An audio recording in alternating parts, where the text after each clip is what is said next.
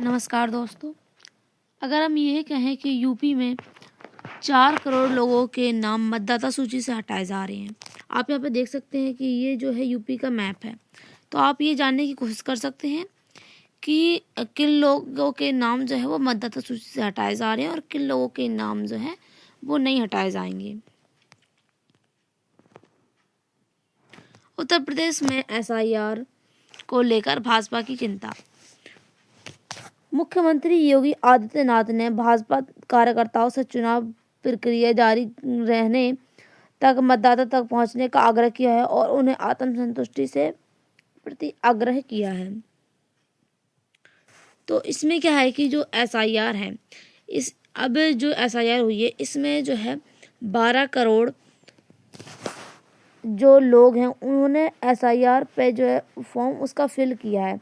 लेकिन भारत की जो उत्तर प्रदेश की जो पूरी जनसंख्या है वह 25 करोड़ है और उसमें से अगर हम बात करें तो कौन जो वयस्क हैं यानी कि जो मतदाता सूची में यानी कि जिनकी वोटर लिस्ट बन सकती है जो 18 साल से ऊपर के हैं, तो उनकी बात करें तो 16 करोड़ के लमसम में होंगे। लेकिन अब जो एसआईआर के फॉर्म भरे गए हैं वो केवल जो है 12 करोड़ हैं। लेकिन जब 2025 के जनवरी में जब फॉर्म फिल हुए थे एसआईआर के, तो इसमें 15.44 करोड़ जो लोग थे वो एसआईआर में उन्होंने फॉर्म भरा था। तो यहाँ पर जो यह आंकड़ा देखा गया है इससे ये लगाया जा रहा है कि जो 4 करोड़ वोट हैं वो कहाँ चले गए हैं।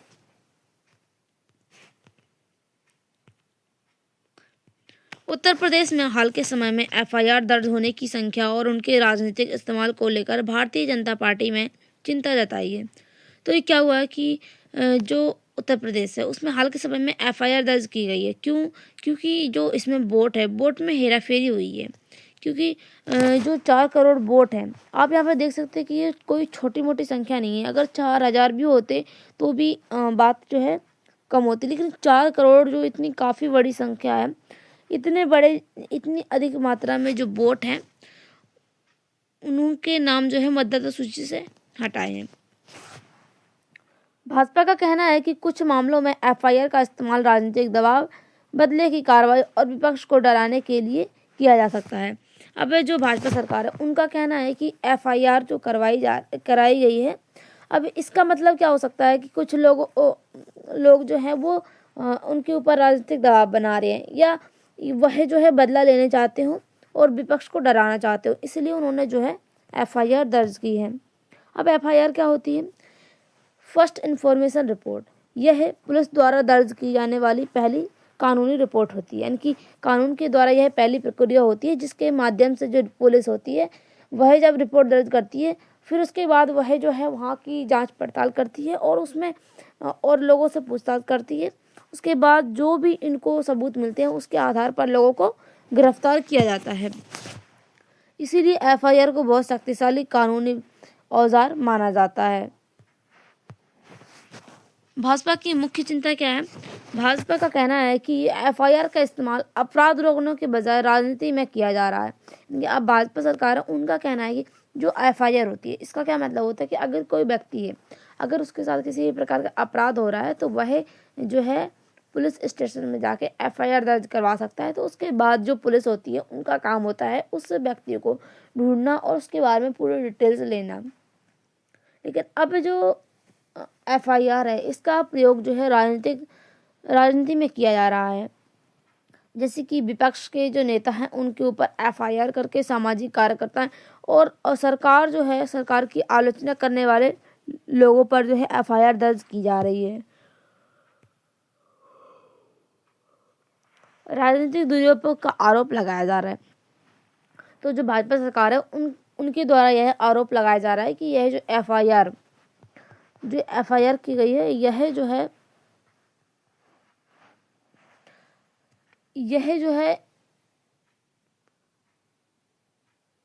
जो विपक्ष पार्टी के नेता हैं उनको डराया जा रहा है इससे। अब एफआईआर का उपयोग डराने और चुप कराने के लिए हो रहा है यहाँ पर विपक्ष, ताकि जो विपक्ष है वह कमज़ोर हो सके और उनकी जो है जनता की आवाज़ को दबा सकें। इससे जो भाजपा सरकार है वह राजनीतिक बदले की कार्रवाई मानती रहे। अब तो जो भाजपा सरकार है वही इसको जो है एक जो है बदले की कार्रवाई मान रही है और उसका कहना है कि जो राजनीति है उसमें एफआईआर का प्रयोग नहीं होना चाहिए। अभिव्यक्ति और स्वतंत्रता पर क्या असर पड़ेगा? एफआईआर के डर से लोग सरकार की आलोचना नहीं करेंगे। तो हमारा जो जनता होती है, जब तक वह सरकार की आलोचना नहीं करती है, विपक्ष होते हैं वह जब तक सरकार की आलोचना नहीं कर सकते, तब तक जो देश है वह देश का जो विकास है वो नहीं हो सकता है। क्योंकि जब कोई व्यक्ति लोगों की आलोचना नहीं करते हैं तो उसको अपनी कमियों के बारे में पता नहीं चल पाता है। तो जब उसकी कमियों के बारे में पता चलेगा कि उसके अंदर ये कमियां हैं तो वह उसको सुधारने की कोशिश करेगा। तो इसी प्रकार से जो है देश पर भी होता है कि अगर उसमें विपक्ष नहीं होंगे तो जो सरकार है वह आगे नहीं चल सकती है, वह जो है एक तानाशाही बन सकती है। सोशल मीडिया पर लोग चुप रहने लगे हैं। अब क्या होगा कि जो सोशल मीडिया है उस पर जो लोग सरकार के बारे में बोलते थे वह जो है अब सरकार के जो है विपक्ष में नहीं बोल रहे हैं, क्योंकि अब वह शांत हो गए हैं। कुछ लोग तो ऐसे हैं कि अगर वह सरकार के विपक्ष में बोलते हैं तो उनको डराया जाता है, उनके ऊपर दबाव डाला जाता है और कहा जाता है कि उनको मार दिया जाएगा। इस टाइप का जो है उनके ऊपर दबाव डाला जाता है। इसीलिए जो है अब जो सोशल मीडिया है, सोशल मीडिया पर लोग जो है सरकार के विपक्ष में नहीं बोल रहे हैं। इससे फ्री स्पीच यानी कि बोलने की जो आज़ादी है वो प्रभावित हुई है। लोकतंत्र कमज़ोर होता जा रहा है। इससे चुनावी माहौल पर भी इसका प्रभाव पड़ रहा है। जैसे कि हमने देखा कि जो चुनाव है उसमें भी लोगों का प्रभाव पड़ रहा है। कुछ लोग तो ऐसे हैं जो वोट ही नहीं दे रहे हैं और कुछ लोग हमने देखा कि यहाँ पर जो योगी सरकार है उनका कहना है कि कुछ लोग ऐसे थे जो बंगाल के थे और उन्होंने जो है यहाँ पर वोट दिया है, और कुछ लोग ऐसे थे जैसे कि अगर कोई जैसे किसी का बेटा है और उसका पेरेंट्स ये हैं और इसके भी जो पेरेंट्स है वो ये हैं थर्ड, तो इसकी जो उम्र है वो 20 साल दिखाई गई और इसकी उम्र है वो 40 साल और इसकी जो है वो 60 साल। क्या आप यहाँ पर ये आंकड़ा सही लगता है कि अगर कोई बेटा है उसकी उम्र 20 साल हो और उसके पेरेंट्स की उम्र 40 साल हो, उसके भी पेरेंट्स की उम्र 60 साल, क्या ये सही है? तो यहाँ पर ये जो है एक धोखाधड़ी ही है। चुनाव से पहले विपक्ष पर दबाव डालता है। कार्रवाई के कारण कार्यकर्ता डर के कारण सक्रिय नहीं होते हैं। अब जो कार्यकर्ता हैं वह डर के कारण सक्रिय नहीं होते। इससे निष्पक्ष चुनाव प्रक्रिया पर सवाल उठते हैं। सत्ता प्रशासन का दुरुपयोग करने लगता है। कानून व्यवस्था बनाम राजनीति। कानून का उद्देश्य होता है अपराध को रोकना, यानी कि अगर किसी प्रकार का अपराध हो रहा है तो उसको रोका जा सके एफआईआर के माध्यम से। अगर किसी के साथ किसी भी प्रकार का अपराध हुआ है, जैसे कि अगर कोई व्यक्ति है किसी व्यक्ति को जो है परेशान कर रहा है प्रॉपर्टी के तौर पर, तो वह जो है अपनी एफआईआर कर सकता है और इससे जो है उसकी जो प्रॉपर्टी है उसको वापस मिल सकती है। अब जनता को सुरक्षा देना यह भी जो है पुलिस का कानून होता है, पुलिस का काम होता है। और अगर कोई व्यक्ति को कोई भी लोग परेशान कर रहे हैं तो वह जो है एफआईआर दर्ज करके खुद को बचा सकता है। राजनीति हथियार बन सकता है। कानून को निष्पक्षता खत्म हो गई, यानी कि कानून की जो निष्पक्षता होती थी वह खत्म हो चुकी है। अब न्याय प्रणाली अविश्वसनीय, जो न्याय प्रणाली है उस पर अविश्वास बढ़ता जा रहा है, यानी कि लोगों का विश्वास है वो खत्म होता जा रहा है। सरकार और प्रशासन का पक्ष क्या है? सरकार और प्रशासन का कहना है कि एफआईआर कानून के अनुसार दर्ज की जा सकती है। अगर अपराध हुआ तो कार्रवाई जरूरी है। उनका तर्क है कि एफआईआर को राजनीति से जोड़ना गलत है, यानी कि जो सरकार है उनका कहना है कि जो एफआईआर है वह तब दर्ज की जा सकती है जब अगर कुछ अपराध हुआ है और या फिर उस अपराध के जो सबूत है वो मिल गए हैं, उसके बाद जो है उस पर कार्रवाई की जा सकती है। लेकिन जो एफआईआर है इसको राजनीति में से जोड़ना एकदम गलत बताया जा रहा है सरकार के द्वारा। अब कानूनी प्रभाव क्या है? जरूरत से ज़्यादा एफआईआर से अदालतों पर बोझ बढ़ सकता है, पुलिस से संसाधन बढ़ सकते हैं, निर्दोष व्यक्ति जो हैं वो लंबे समय तक कानूनी प्रक्रिया में फंस सकते हैं, इससे न्याय में देरी हो सकती है। जैसे कि हम अगर बात करें तो हमने एक केस देखा था, क्या केस था कि कोई व्यक्ति था वह निर्दोष था, लेकिन वह जो है एक तरीके से जो सबूतों के अंदर लोगों ने उसको फंसा दिया है और उसको जो है जेल भेज दिया गया था। जब वह तो 20 साल का था, लेकिन अब उसको जो है कई सालों के लिए जेल मिल गई, यानी कि अगर उसको 20 साल की और जेल मिल गई तो अब वह कितनी साल का, अब वह जेल में रहकर वह 40 साल का हो गया। तो इस समय पे वह व्यक्ति अब वह कुछ कर नहीं सकता है, उसका कैरियर ना के बराबर रह गया है। तो इस टाइम में जो लोग होते हैं वह संभलने की कोशिश कम करते हैं, लेकिन वो जो मुजरिम है वो ज़्यादा बन जाते हैं। तो हमारी जो न्याय प्रणाली है उसमें देरी हो जाती है, तो इससे जो लोग यानी कि जो निर्दोष लोग होते हैं वो फंस जाते हैं इसमें। अब लोकतंत्र पर क्या प्रभाव पड़ेगा? एफआईआर का गलत इस्तेमाल हो सकता है, लोकतंत्र मूल्यों कमज़ोर हो सकते हैं। लोकतंत्र में ज़रूरी है कि सत्ता की आलोचना की जा सके, यानी कि अगर जब तक विपक्ष जो है आलोचना नहीं करेंगे तब तक जो सत्ता है वह अच्छे से नहीं चल सकती है। निष्पक्ष कानून व्यवस्था, डर का माहौल लोकतंत्र के लिए खतरा है, इनके अगर जो डर का माहौल बना हुआ है वह लोकतंत्र के लिए खतरा हो सकता है।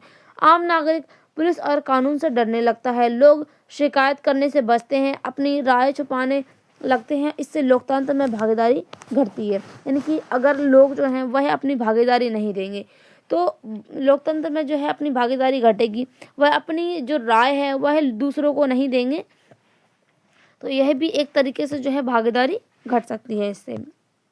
अब समाधान क्या है? एफआईआर दर्ज करने से पहले प्राथमिक रूप से जांच की जाए कि राजनीतिक मामलों में न्यायिक निगरानी की जाए, यानी कि अगर एफआईआर दर्ज हो रही है तो उससे पहले यह जांच की जाए कि यह जो एफआईआर है वो सही है कि नहीं, और जो लोग हैं उनके ऊपर यह अपराध है या नहीं। इनकी अगर एफआईआर दर्ज भी की जाती है उसके बाद भी जो है उसकी अच्छे तरीके से जांच पड़ताल करनी चाहिए, ताकि कोई व्यक्ति ऐसा ना हो जो बिना अपराध के फंस जाए उसमें अपराध में। अब राजनीतिक मामलों में न्यायिक निगरानी होनी चाहिए, इनकी जो राजनीतिक मामले हैं अगर उसकी अपराध होती है तो उसमें न्याय की निगरानी होनी चाहिए। पुलिस को राजनीतिक दबाव से मुक्त रहना चाहिए, यानी कि जो पुलिस है उसके ऊपर राजनीतिक दबाव नहीं होना चाहिए। वह अगर राजनीतिक दबाव में होगा तो वह एक तरफा फैसला ले सकता है। कानून का उपयोग कैसे जो है, कानून का उपयोग केवल न्याय के लिए होना चाहिए।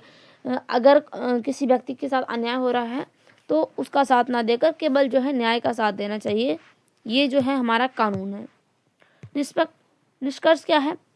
भाजपा की चिंता केवल पार्टी नहीं, लोकतंत्र से जुड़ा मुद्दा है। एफआईआर सुरक्षा का साधन बने, डर का हथियार नहीं। लेकिन जो एफआईआर है यह लोगों की सुरक्षा के लिए बनाई गई है, लेकिन यह डर के लिए नहीं बनाई गई है। निष्पक्ष कानून व्यवस्था से ही लोकतंत्र मजबूत बन सकता है। तो इस तरीके की जो वोट है, हमने बात की कि यहाँ पर जो वोट की एफआईआर दर्ज हुई है, तो अब हम बात करें तो यहाँ पर 4 करोड़ लोग हैं, उनका नाम जो है मतदाता सूची से हटाए जा रहे हैं। तो अब हम यहाँ पर देखेंगे कि जो लोग हैं उसमें कितने लोगों के जो नाम है वह मतदाता सूची से हटाए जाएंगे और कितनों के नहीं हटाए जाएंगे। अभी यहाँ पर कोई कंफर्म बात नहीं हुई है कि कितने लोगों के नाम जो है वो मतदाता सूची से हटाए जाएंगे। अभी इसकी जो जानकारी है अभी पूरी रूप से जो है इसकी जानकारी नहीं दी गई है। तो आज के लिए इतना ही, आगे कोई जानकारी आएगी तो हम इसके बारे में बताएंगे। तकलीफ आए, थैंक्स फॉर वॉचिंग।